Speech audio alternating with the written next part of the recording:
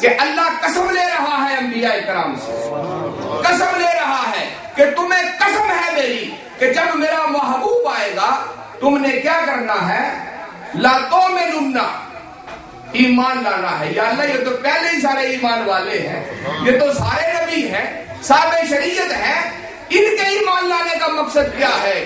تو فرمایا ایمان لانے کا معنی یہ ہے کہ یہ لا الہ الا اللہ آدم صفی اللہ نہیں پڑھیں گے، یہ لا الہ الا اللہ عیسیٰ روح اللہ نہیں پڑھیں گے، یہ لا الہ الا اللہ موسیٰ کلیم اللہ نہیں پڑھیں گے، لا الہ الا اللہ ابراہیم خلیل اللہ نہیں پڑھیں گے، لا الہ الا اللہ اسماعیل ذبیح اللہ نہیں پڑھیں گے۔ تو یا اللہ پھر کیا پڑھیں گے؟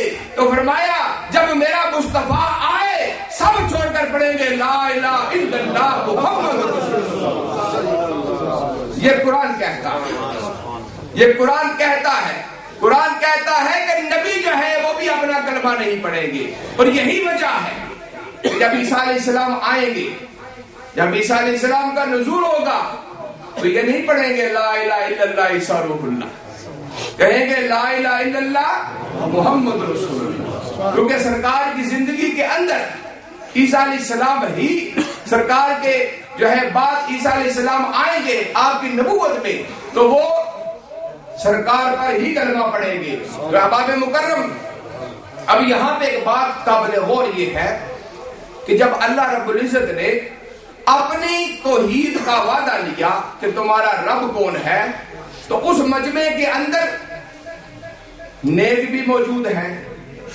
بد بھی موجود ہیں، کافر بھی موجود ہیں، مشرکوں کی روحیں بھی موجود ہیں، منافقوں کی روحیں بھی موجود ہیں، اپنوں کی روحیں بھی موجود ہیں، پرایوں کی روحیں بھی موجود ہیں۔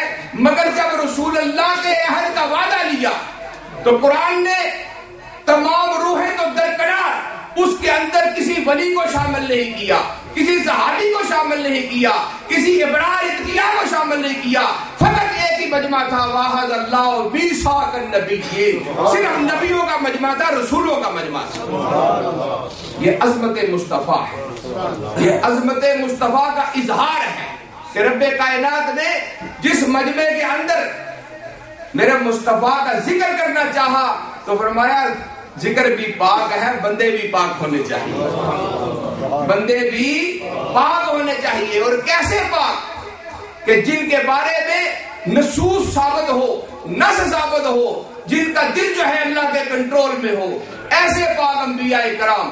فرمایا یہ پہلا جز لا تؤمنن، ان پر ایمان لانا ہے۔ دوسرا جز ولا تنصرن، ان کی مدد بھی کرنی ہے، ان کی مدد بھی کرنی ہے۔ اللہ اکبر۔ پر آج تو ہم کہتے ہیں کہ اللہ کے علاوہ کسی کی مدد مانگنی جائز ہی نہیں۔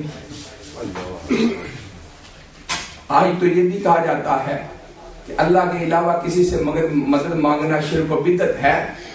تو یہاں پہ یہ سوال پیدا ہو گیا کہ یہ انبیاء کو رب کیا شرک کی تعلیم دے رہا ہے کہ بھئی میرے مصطفیٰ کی تم نے مدد کرنا ہے؟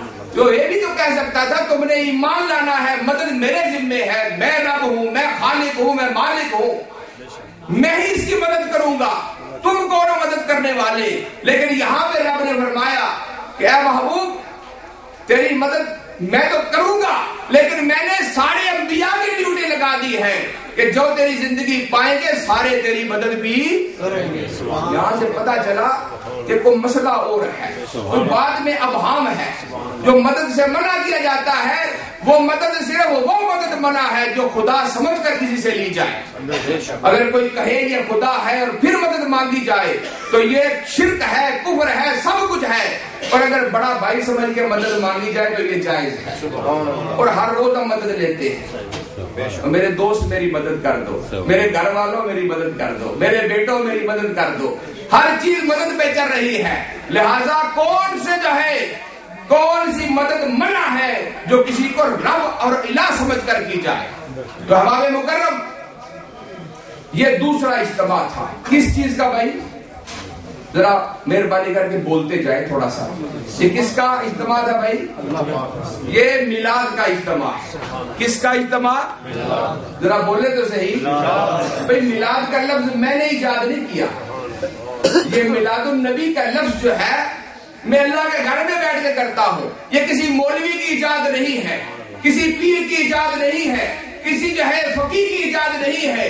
یہ ایجاد جو ہے یہ خود اللہ اور اس کے رسول کی ایجاد ہے. اور اٹھائیں جامع ترمذی اٹھائیں, ترمذی کے اندر ایک پورا باب ہے جس کا نام ہے میلاد النبی صلی اللہ علیہ وسلم. حدیث کا پورا باب جامعہ ترمذی کے اندر امام ترمذی لکھتے ہیں, سرکار کی ولادت کا تذکرہ کرتے ہیں اور اس باب کا نام لکھتے ہیں باب میلاد النبی صلی اللہ علیہ وسلم. تو پتہ چلا کہ حضرت امام ترمذی جو ہے ان کی نظر میں بھی اس کا کوئی معنی اور مفہوم ہے. تو گویا رسول اللہ کے میلاد کا تذکرہ کرنا یہ سنت الہیہ ہے. ایسے سنت الہیہ ہے کہ تمام انبیاء کے جرمٹ میں رب نے یہ وعدہ لیا کہ جب میرا نبی آئے گا تو نبی کا آنا اسی کو میلاد کہتے ہیں, نبی کے آنے کا تذکرہ کرنا. اب قرآن کا ایک اور پارہ بیان کرتا چونکہ آج گفتگو قرآن پر ہی ہوگی. مجھے ایک ساتھی کہنے لگا پاکستان میں, جی آپ ضعیف روایتوں پہ بات کرتے ہیں تو میں چاہتا ہوں کہ آپ سے کوئی صحیح روایتوں سے بات کی جائے. تو اللہ کے فضل سے میں نے انہیں کہا, وہ مناظر تھے ایک گروپ کے, میں نے کہا میں مناظر تو نہیں, فقیر آدمی ہوں, نہ میں کو عالم ہوں, جوتیاں اٹھانے والا ہوں بزرگوں کی, لیکن آپ تعین فرمائیں جس تعین پر آپ گفتگو فرمائیں گے انشاءاللہ اسی پر گفتگو ہوگی. میں نے کہا صرف قرآن پر بات کریں, کوئی دلیل نہیں, کوئی روایت نہ صحیح نہ دوسری, چھوڑ دیں, قرآن پہ گفتگو کرتے ہیں.